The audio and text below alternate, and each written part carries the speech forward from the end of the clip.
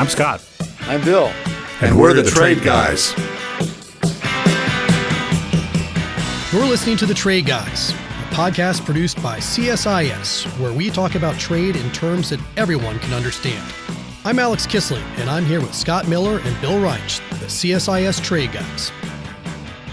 Thanks for listening to The Trade Guys. On today's episode, we discuss the latest impacts from the blockade in the Strait of Hormuz. Then, Bill and Scott provide an update on the administration's use of Sections 122 and 301 as part of its tariff strategy. All that and more on today's Trade Guys.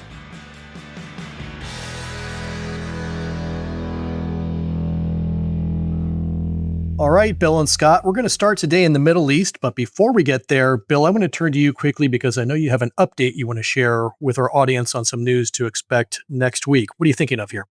Yes. Customs and Border Protection has announced that they are, in fact, going to roll out their IEEPA tariff refund program on Monday, April 20th. We'll see how it goes, and you can be sure that in a future episode, we will tell you how it's going. Yes, we will. Since it hasn't started yet, we can't make any forecasts. I just want to remind everybody that it looks like the way it will have to work is you're going to have to do two things. If you want your money back, one, you're going to have to ask for it. So there's an application process. It's not going to be automatic. You're going to have to supply the same data that you've already supplied.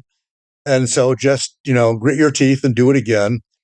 And as we said on a previous episode, you're going to have to sign up for their electronic refund process because they're only going to provide refunds electronically. And if you haven't signed up for that, it's not hard, and I don't think it costs anything. You have to go ahead and do that. And you might as well do it anyway if you're in this business, because it's going to be relevant to future payments and refunds anyway.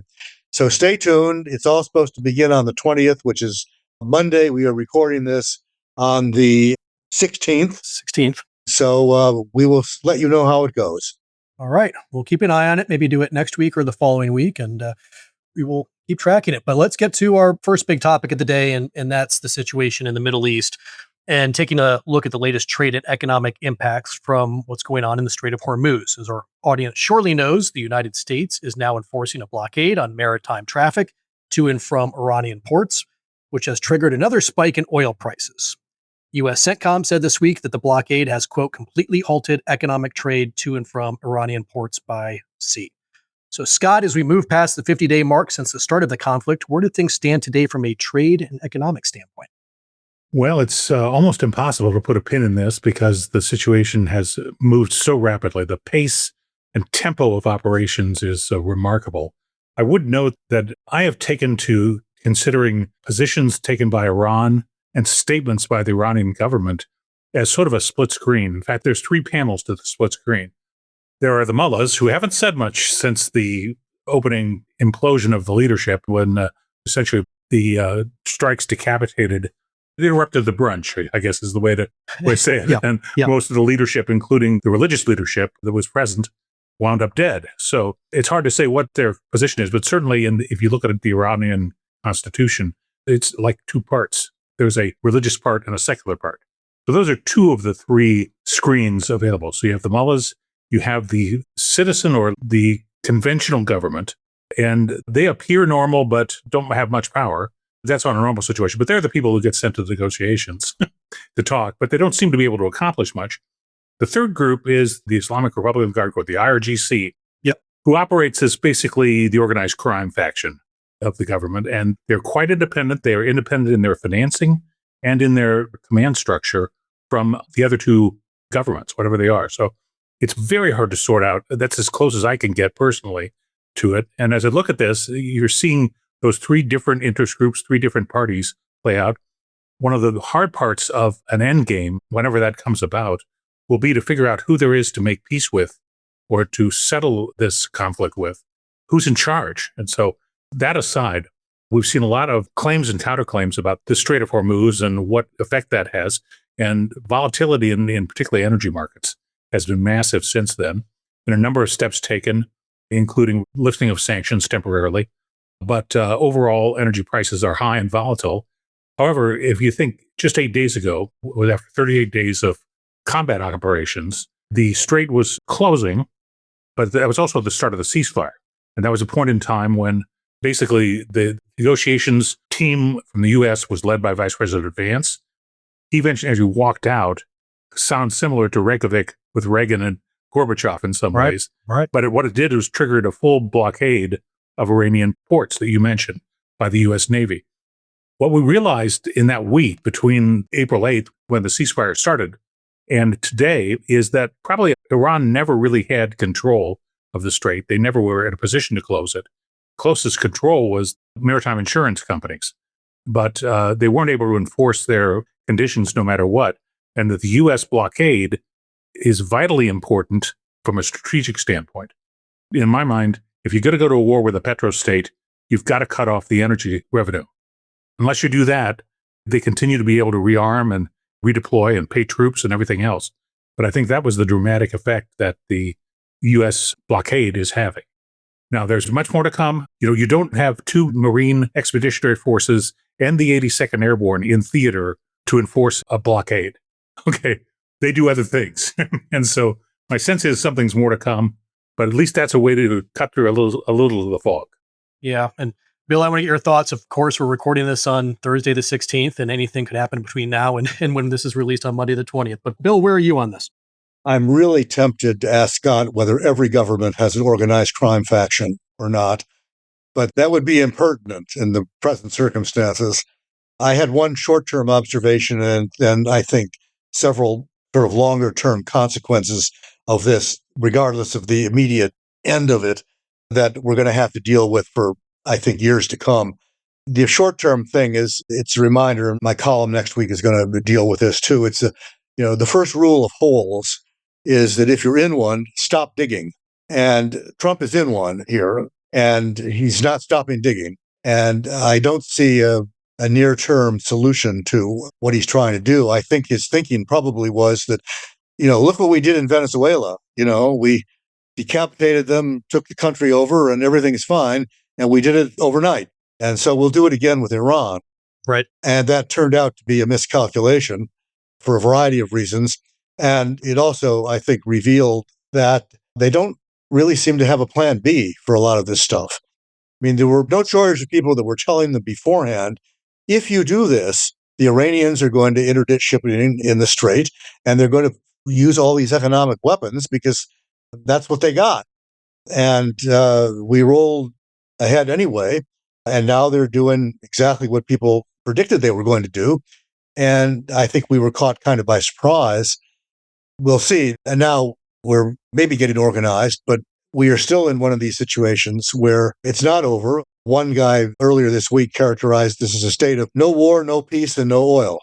And that's likely to continue, I think, longer than anybody expected, with the resulting economic consequences, which is going to be more inflation and over the longer term shortages, to the extent that factories have to close or cut back production because they don't have the energy to keep them running, or because they can't get the parts and components that they need, either because they're locked up in the Persian Gulf or because there are, again, fuel shortages that are constraining shipping from other ports. Right. So this is going to last for a while. The longer term consequences are, I think, three. One, this is a reminder of what we've said on this podcast frequently, which is everything is connected. And you do these things, and then there are always unexpected downstream consequences. And you discover dependencies that you didn't know existed or didn't pay any attention to. And all of a sudden, it's a big issue because you didn't see it coming. So we're going through that right now. And competent governments prepare for that, review every contingency, and have a plan for every possible outcome. And it was apparent in this case that we haven't.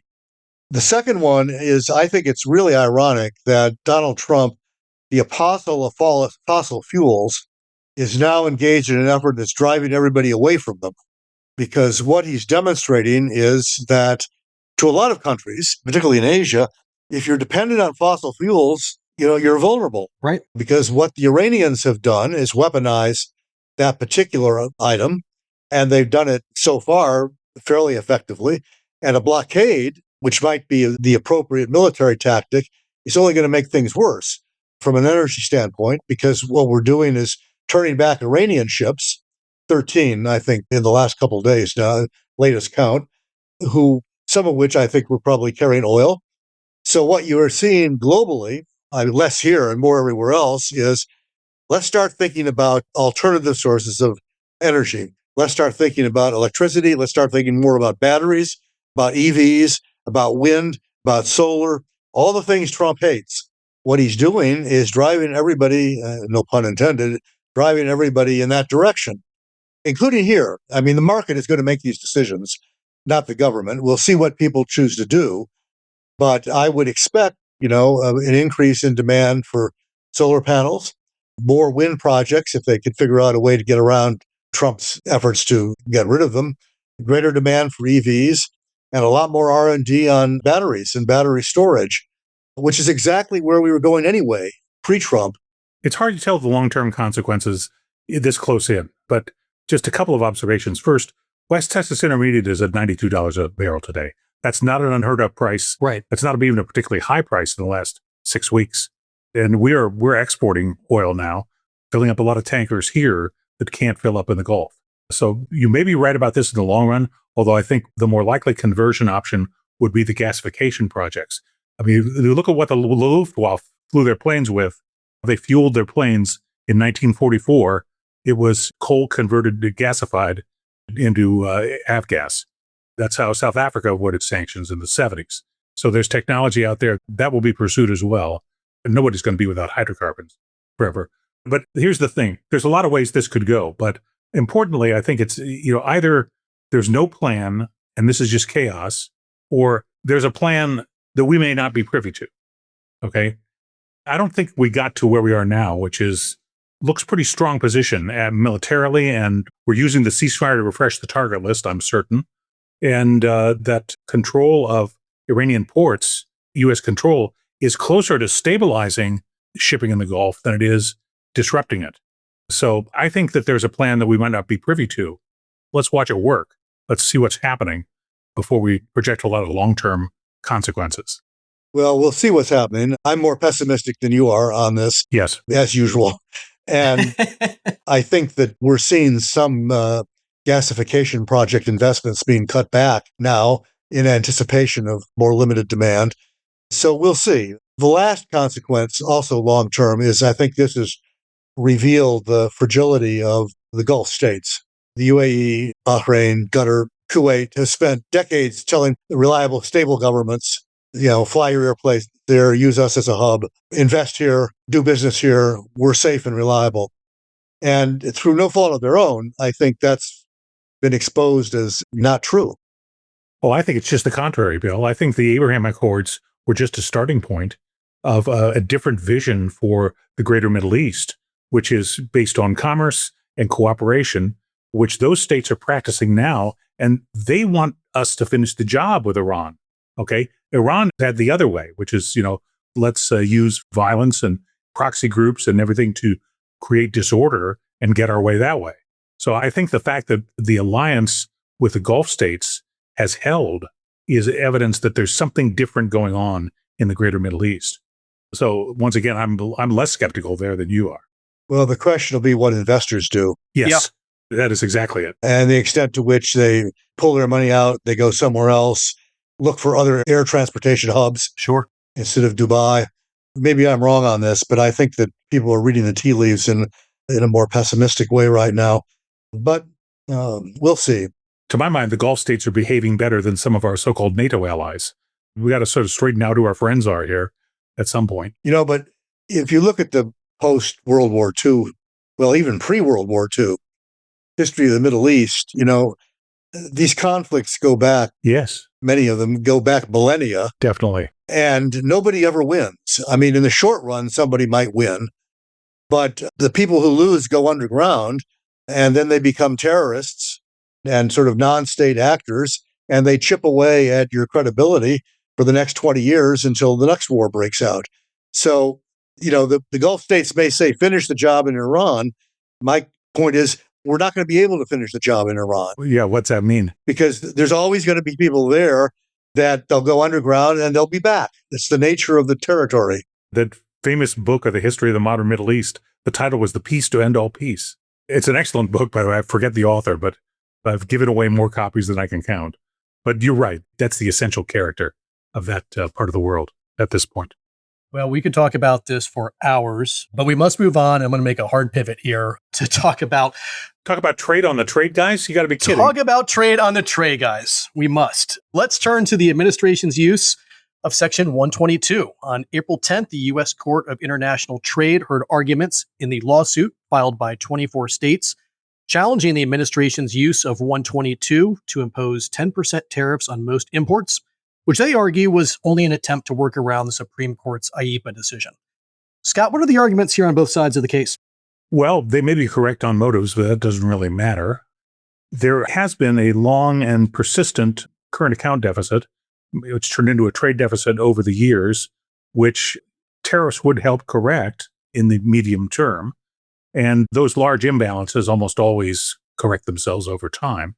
That said, we do have trade deficits now, but we don't have a balance of payments crisis.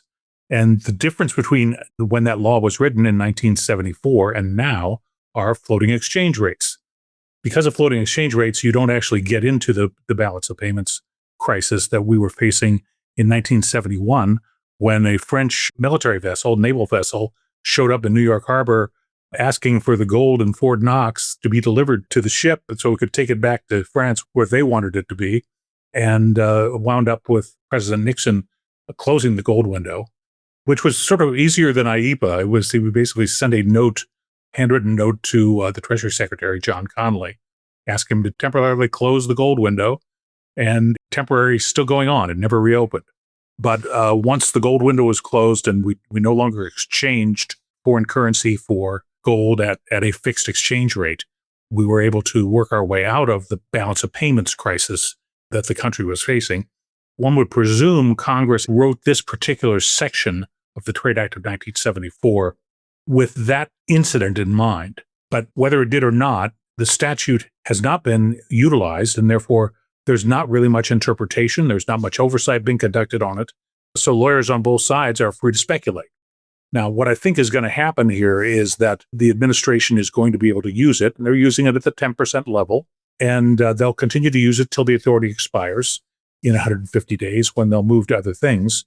Look, tariffs before President Trump took office were around 2.5%. Now, that's the broadest possible measure of tariffs. That's total tariff revenue divided by total merchandise trade imports. That's the biggest look you can have. Went from 2.5% before the Trump began his second term to roughly 13% now, 12 or 13% now, which is a big increase, but one that seems to have stabilized.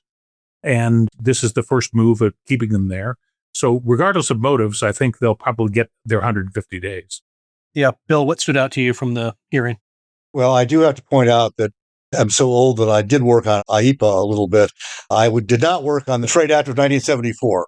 So I can't provide personal insight. I'm old, but not that old. Well, I was on the Hill at the time, but my boss was not involved in that particular thing. As a very young aide, I'm sure. 20s, yes, very young. Scott, I think, has the history right. For those who don't remember the history, the United States, up until Nixon, was on the gold standard, which means basically that we promised to redeem paper certificates in gold on demand or silver. And if you go back to before Roosevelt, you had banknotes that said that, promised to pay to the bearer on demand, $1, $10, whatever it was, in gold or in silver. I still have some what are called silver certificates, which were at the time $1 bills, which you could actually, in theory anyway, go to a bank and demand a silver dollar.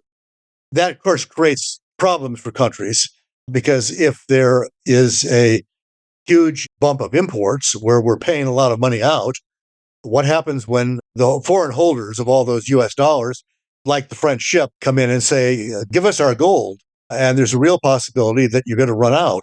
That is a balance of payments crisis.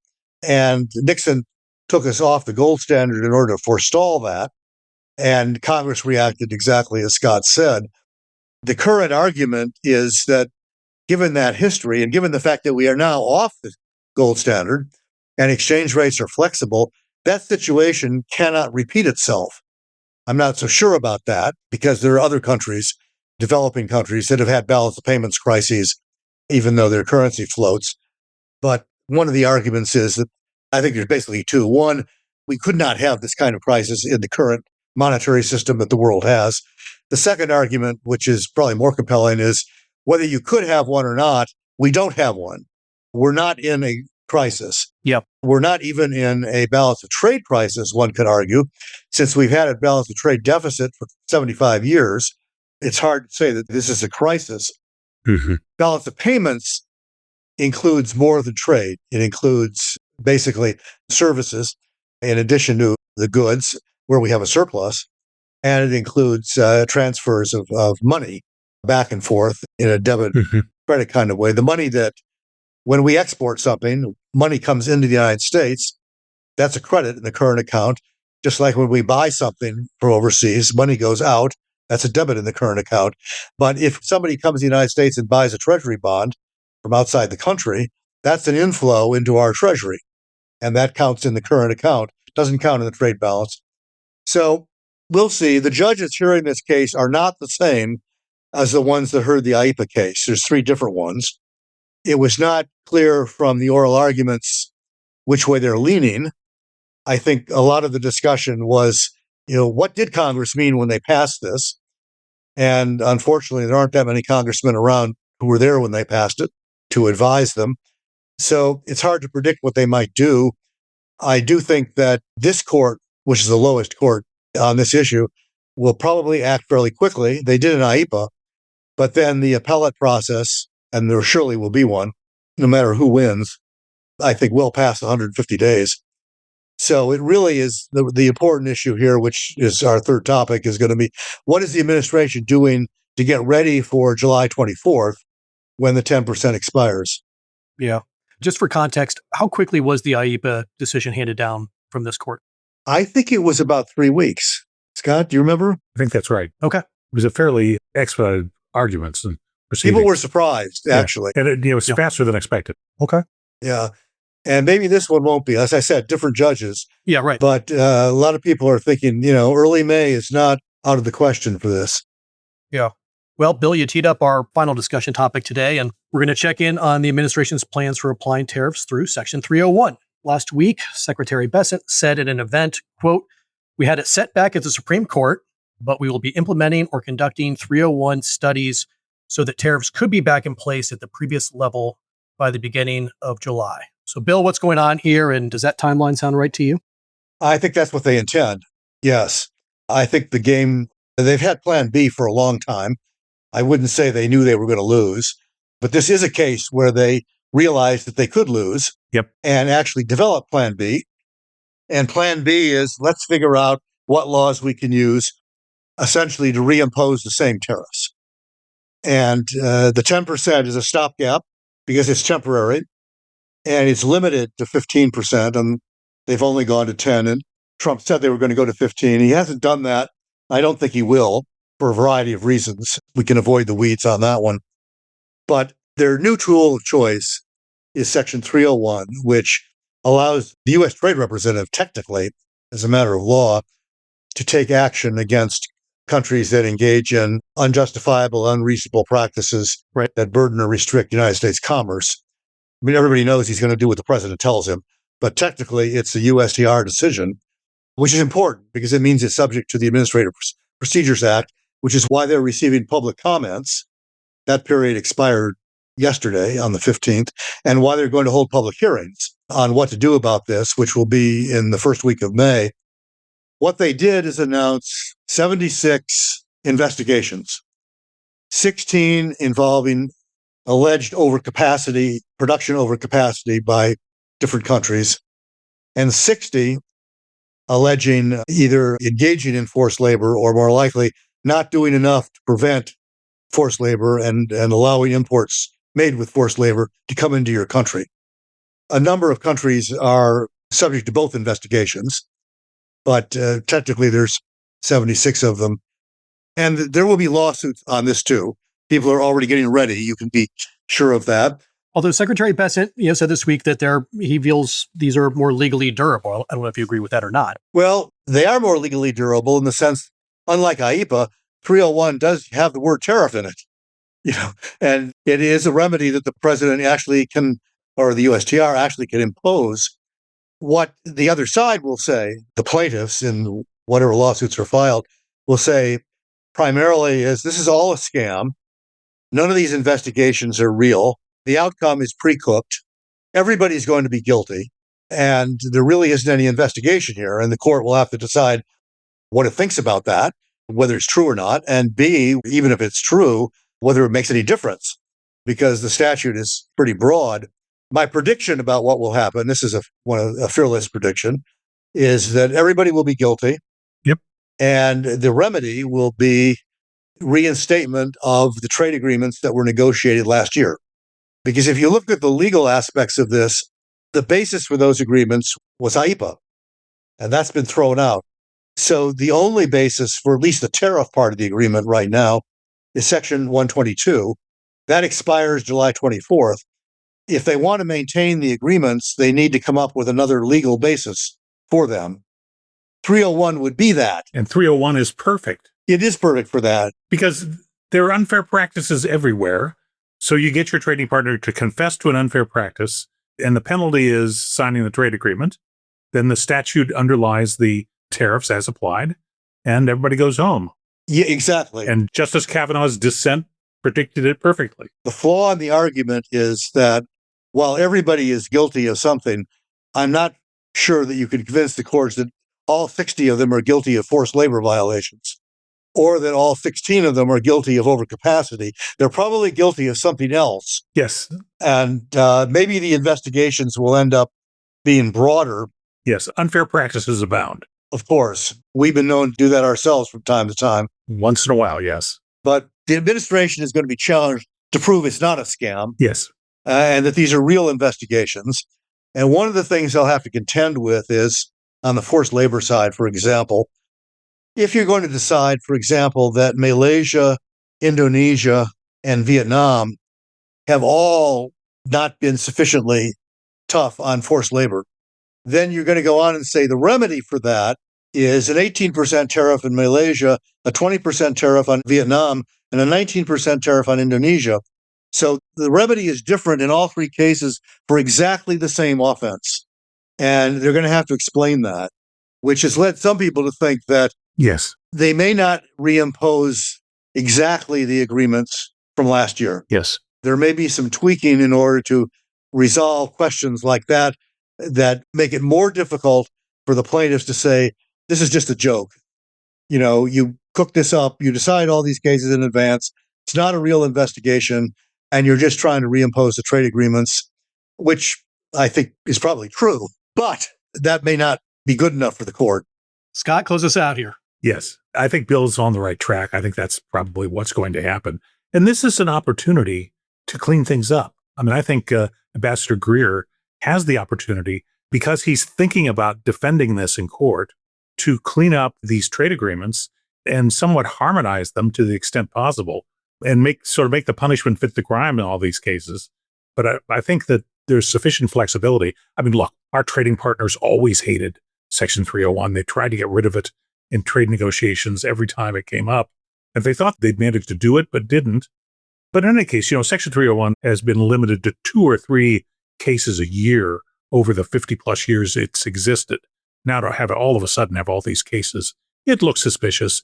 They'll have to do something to make it look more legitimate. But at the same time, it's a powerful tool, one that the administration controls, and the confidence with which they're forecasting tariff revenue leads me to believe they got a plan. I think it will be hard to convince a judge that yes, the president or the USTR, as the case may be, doesn't have the authority to do that and doesn't have the discretion to make these findings. But we'll see. There may be a judge who doesn't buy it. Yeah. We will see. We'll see. So we'll leave it there for today. But before signing off, I'm going to make our dear colleague, Evan Brown, blush here, because he is an instrumental part of this show.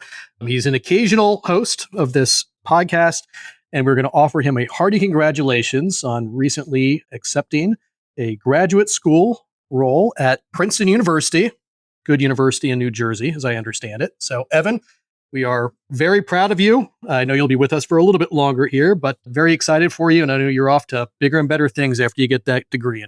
Well done, Evan. Congratulations. Indeed. We'll have you back after your first year and you can pontificate and tell us all you've learned. I've never heard anybody from Princeton pontificate. There's a whole rabbit hole there if you want to go down it. Yeah, I know. And you know what? We're out of time. So. Very smooth. Trey, guys, thank you so much. Evan, congratulations. And we'll be back with everybody next week. Take care until then. Thanks.